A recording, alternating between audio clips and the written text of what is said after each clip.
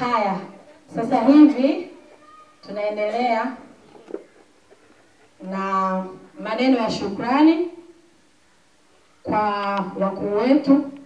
Sisi kama wafanyakazi hapa, kila mmoja naamini analo neno la kushukuru kwa mkurugenzi na meneja na kamati nzima ya shule hii. Kwa hiyo nitakaribisha kila mmoja kwa neno la shukrani. Pia nitakaribisha meza kuu baada ya walimu wote kuisha huku. Naamini pia nao watakuwa na neno la shukrani kwa wafanyakazi wao. Bwana Yesu asifiwe. Asalamu alaykum. Nipo hapa kutoa neno la shukrani kwa niaba ya walimu wenzangu.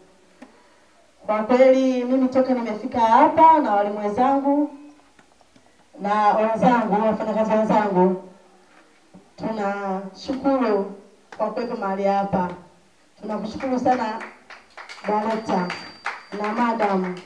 Kwa kweli umekuwa na upendo wetu sana na unatufanya kama ndugu, sio kama wafanyakazi. Kwa kweli mimi nilifanya kazi sehemu nyingi kwa niaba ya wenzangu, naongea hili. Nilifanya kazi sehemu nyingi lakini sijawahi kukutana na upendo wa madirector kama ninapokutana nao hapa. Yaani hapa kama tuko nyumbani. Tujua hapa tunafanya kazi kama tunafanya kwetu.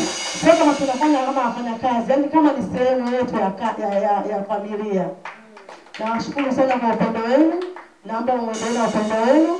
Mnatujali, mnatupenda, mnatuthamini. Kama sisi ni ndugu wa familia moja. Asanteni kwa hilo.